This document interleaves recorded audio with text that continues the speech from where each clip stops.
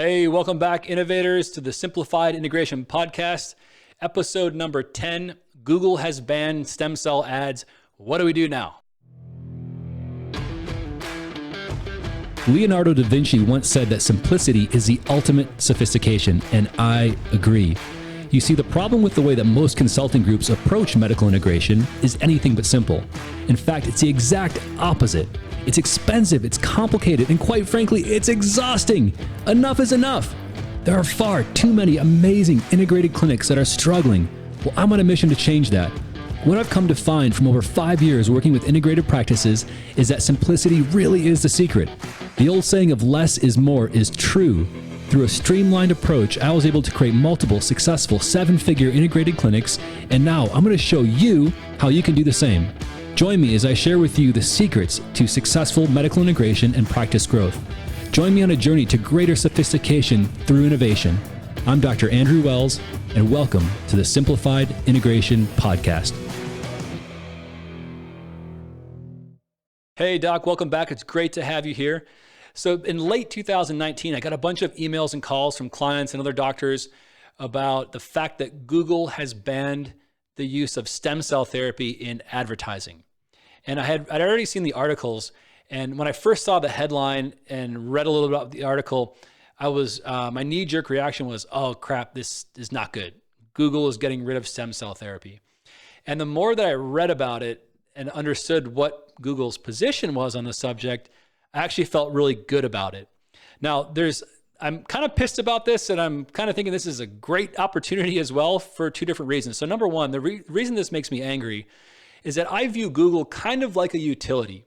They're a publicly traded company.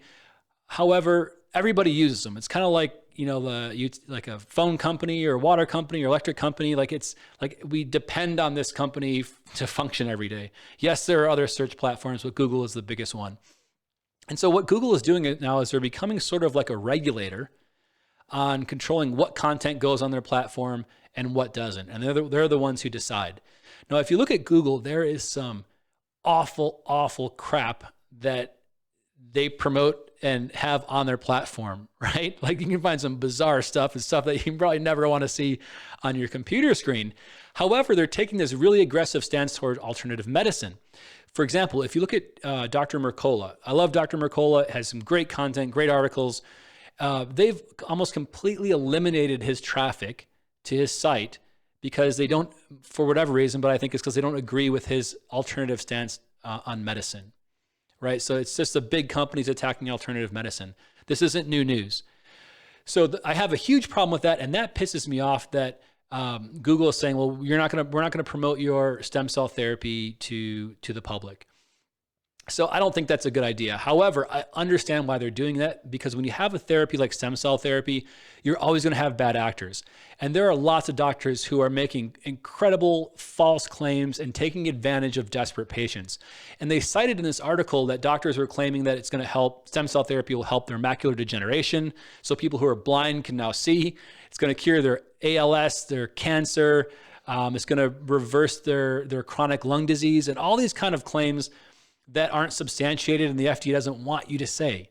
Now, can stem cell therapy help with those things? Yeah, probably. But as a doctor and advertising this to your community, you can't say those things.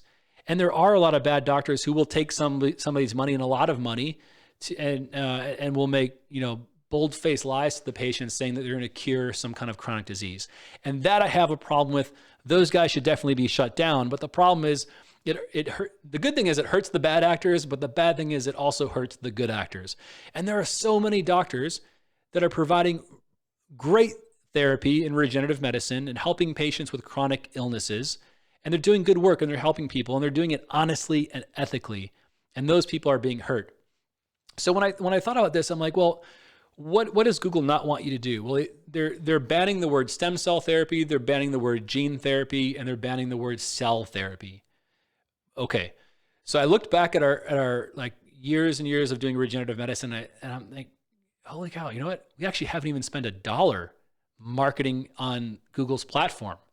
Like seriously, we've never run a Google ad. We've never done paid traffic through Google. All of our advertising has actually been done outside of Google. So I'm like, yeah, this actually isn't a big deal. We never used Google to begin with. So So that's good news, right? There are so many different ways to advertise for regenerative medicine. You can do it through the newspaper, Facebook. You can do it through Bing, Yahoo, radio, TV, postcards, word of mouth, referrals. There's so many different ways that you can advertise. Google is not just the only way to do that. In fact, we've never used Google, so it wasn't really a big deal. So here are some recommendations. And I am not an attorney, a healthcare attorney. I don't work for the FDA. I'm not a compliance officer. So do your own research. But here are some suggestions that I think are pretty common sense. Number one, if you're a chiropractor and you're doing regenerative medicine, stop calling it stem cell therapy. You're not doing stem cell therapy, by the way. And I get doctors that are like, yes, I am doing stem. No, you're not. So if you're using PRP, exosomes, Wharton's jelly, umbilical cord cells, placental cells, those things are not stem cell therapy. And the FDA doesn't want you to call them that because it's not a live stem cell product. Are there markers for mesenchymal stem cells? Yes. But are there any live stem cells in these products? If there are, you still can't mark it that way, okay? So, and some doctors get pretty defensive about that. And I used to call regenerative medicine stem cell therapy just because I got bad advice from a bad consultant and bad management groups. And there are still so many consulting and management groups that still call it stem cell therapy. And I'm like, geez, like if you're listening to this and you're like thinking about doing regenerative medicine and your consultant is calling it stem cell therapy, stop the conversation and go work with somebody else, because that's not, they're walking you down a bad path. So don't call it stem cell therapy when it's not. Here's the other deal is that don't over exaggerate the benefits of regenerative medicine. So what I mean by that is don't tell a patient, if you have a worn out bone on bone knee, we can regenerate the cartilage in your knee. It's probably not a good idea, right? However, can you help with pain? Can you help with inflammation? Can you help with mobility? Can you help them avoid using medications and avoid or delay having to have a joint replacement surgery or some kind of invasive procedure? Yeah, you can do that. Those are some of the expected benefits of regenerative medicine.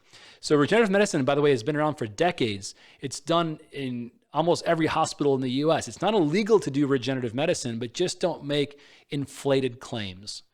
Don't tell a patient it's going to do something that it's not.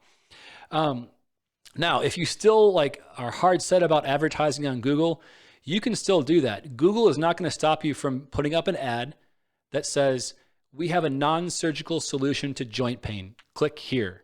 So the patient clicks on your ad that doesn't say anything about stem cell therapy, but it brings them to maybe your email list, or maybe you have a funnel which educates the patient on what regenerative medicine is. All that stuff you can still do. So this is not like a bad thing. It doesn't mean that you can't advertise online anymore. You can still do it. But sometimes you have to think outside the box. Now, the benefit of this is twofold. Number one, it gets rid of a lot of people, bad actors. And if you're in a major metropolitan area like Chicago, New York, Dallas, Houston, LA, San Francisco, these cities could maybe use a few less regenerative medicine doctors. The market is getting saturated, so a few less doctors is not going to hurt anybody. But also it requires that you become a better marketer. So you have to not only be a better marketer, but you have to be more honest in your ads, which is a good thing. It's going to help your credibility, but it also requires you to study different ways of marketing and different avenues that you can use, different modalities and platforms you can use to promote your program. So there's never going to be a complete ban on regenerative medicine.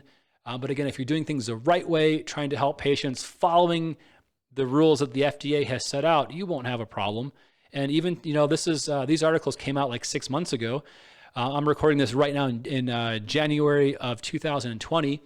And even after the Google ban, there are still doctors all across the country that are absolutely killing it with their regenerative medicine programs. They're helping patients. They're doing things the right way. And I don't see that changing anytime in the near future. So remember, regulation is a good thing. It protects you as a doctor. It protects your patients. It gets rid of all the numbskulls doing things the wrong way.